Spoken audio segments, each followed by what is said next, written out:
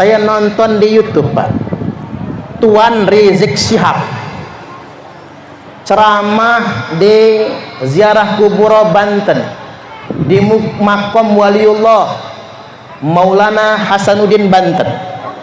Di sana orasi teriak-teriak, ditambah lagi mengatakan Maulana Hasanuddin itu keturunan Ba'al. Saya langsung ngebatin, dia melakukan itu di makam keramat, pasti kualat. Ini mudah-mudahan sampai kepada beliau. Beliau mengatakan itu di makam keramat. Saya langsung ngebatin, ini kualat ini, Pak, ini kualat ini. Ternyata benar, Bapak Ibu. Masa di makam waliullah dia teriak-teriak, Pak, dia orasi. Bahkan mohon maaf, ini ada Pak Polisi juga, sampai Pak Kapolres diajaknya suruh nangkap kita yang meluruskan ini semua, sampai segitunya.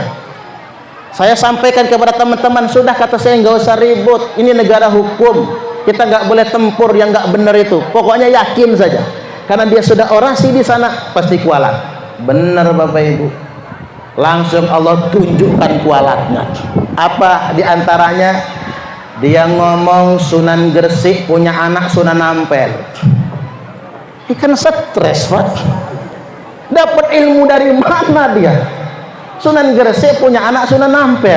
Ditambah lagi begini, Sunan Gunung Jati Syarif Hidayatullah nikah sama Nyimas atau Nyai Rara Santang. Nyai Rara Santang itu bukan bininya Sunan Gunung Jati, itu ibunya. Masa anak kawin sama emaknya? Ini kan suul adab ini, Pak.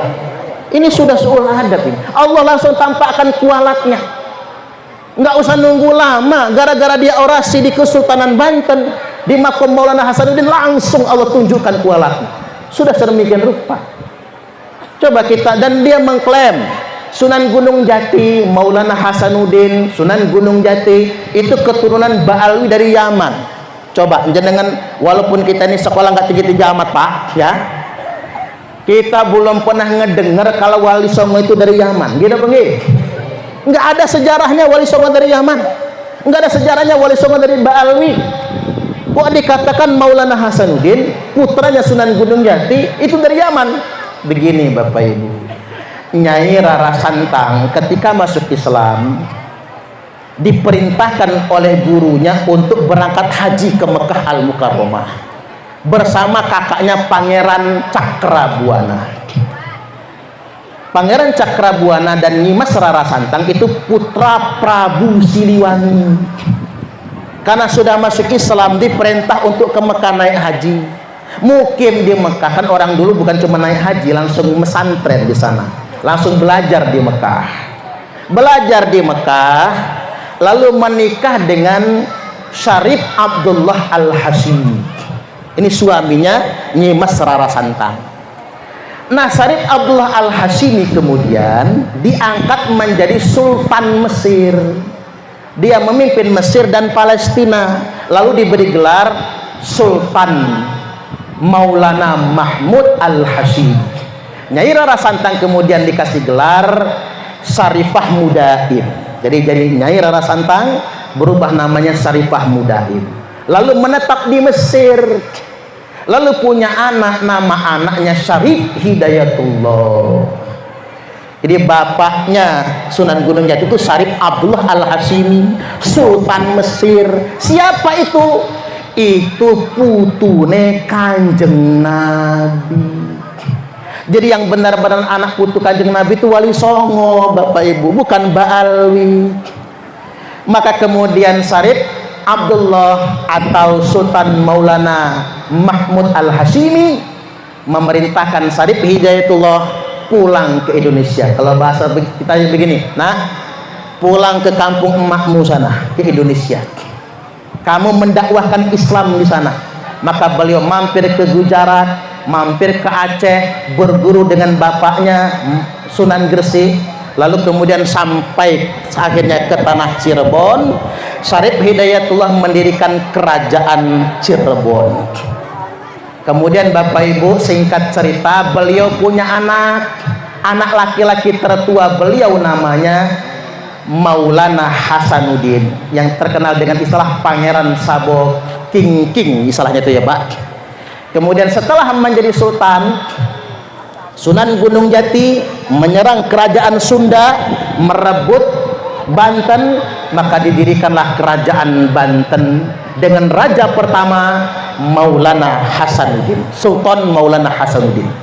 Dan Syarif Hidayatullah alias Sunan Gunung Jati melihat ada cahaya yang menjulang sampai ke langit. Cahaya itu menjulang sampai ke langit, maka cahaya itu dikejar. Sampailah beliau di tanah Lampung.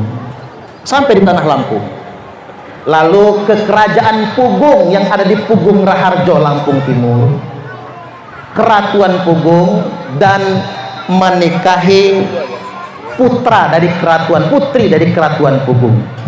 Anak tertua perempuan Keratuan Pugung nggak mau menikah dengan Sunan Gunung Jati karena anak perempuan tertua harus nikah sesama orang Keratuan Pugung. Akhirnya menikahi adiknya. Nama adiknya siapa? Putri Sinar Kaca. Dengan pernikahan terhadap Putri Sinar Kaca, hamil dan melahirkan anak namanya Minah Gejalabidin. Jadi putra pertama Sunan Gunung Jati dengan Keratuan Lampung Pak, itu Minah Gejalabidin. Begitu beliau pulang ke Cirebon, cahaya tadi nggak hilang. Balik lagi setahun kemudian ke Lampung Pak. Kata Sunan Gunung Jati kepada Keratuan Pugung, cahayanya belum hilang. Saya tidak boleh menikahi adiknya Putri Sinar Kaca. Saya harus menikahi anak perempuan tertua. Maka Putri Sinar Kaca diceraikan, lalu menikah dengan Putri Sinar Alam. Tinggal pulang ke Cirebon, pernikahan dengan Putri Sinar Alam, melahirkan Minah Gejalaratu. Jadi Minah Gejalabidin dan Minah Gejalaratu itu kakak adik, cuman beda ibu, cuman ibunya juga kakak adik. Karena nggak boleh menikahi dua saudari dalam satu pernikahan, satu harus diceraikan. Maka setelah dewasa, dua-duanya berangkat ke Cirebon, diperintahkan Keratuan Pugung, cari bapakmu di Cirebon sana, Syarif Hidayatullah. Singkat cerita, Minah Gejalabidin kemudian mendirikan Keratuan Melinting.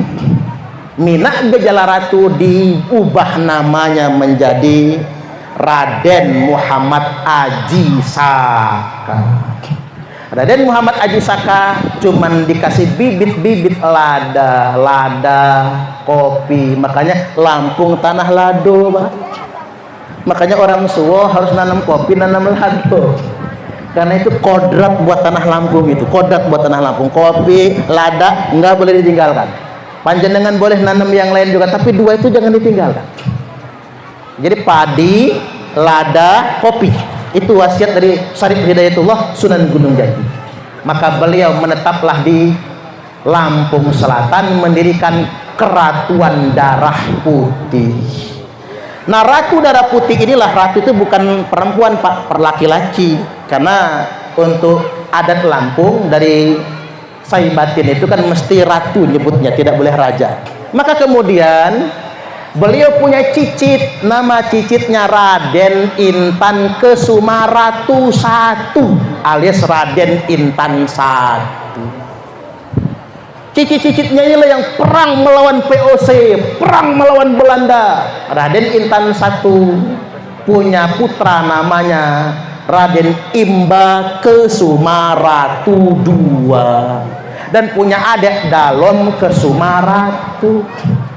Raden Imba Kesumaratu II perang sampai Tanggamus, sampai Semaka perang itu Pak, lawan VOC.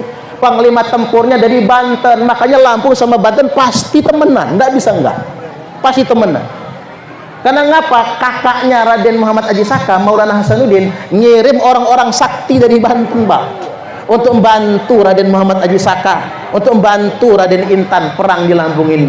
Maka selalu begitu. Makanya kalau terjadi perang pasti itu Lampung itu sama Banten, karena kodrat sejarahnya sedemikian rupa. Maka Raden Imba Kesumaratu II ditangkap VOC, dipenjara di Batavia, diasingkan di Timor Belanda, lalu kemudian dibunuh sampai sedemikian rupa. Yang selamat cuman istrinya karena hamil. Siapa yang dikandung? Yang dikandung oleh istri Raden Imba Kesumaratu II adalah Raden Intan II atau Raden Intan Kesumaratu II. Inilah pahlawan nasional asal Lampung yang perang melawan VOC ketika Belanda membawa orang-orang Yaman, termasuk Mufti Yaman Habib Usman bin Yahya, Pak, nyuruh kita ditunduk sama Belanda. Apa kata Raden Intan II? Iris dulu tangan, kau darahmu putih, kamu pantas ngaku cucu Nabi, tapi kalau masih merah nggak perlu membangga-banggakan kamu cucu Nabi kalau untuk tunduk kepada Belanda sang penjajah. Segitunya Bapak Ibu, sampai kemudian beliau gugur di medan tempur di usia kalau nggak salah 22 tahun. Masih muda beliau, Pak Raden Intan II, makanya nggak punya anak. Karena beliau gugur, maka silsilah keratuan darah putih dimasukkan ke pamannya Dalem Kusumaratu yang punya putra namanya Raden Muhammad Jamil, yang sampai sekarang masih ada, Pak, di Kuripan sana itu. Maka dari itu Bapak Ibu, ingin saya sampaikan pada kesempatan kali ini, kuat indikasinya, sangat kuat indikasinya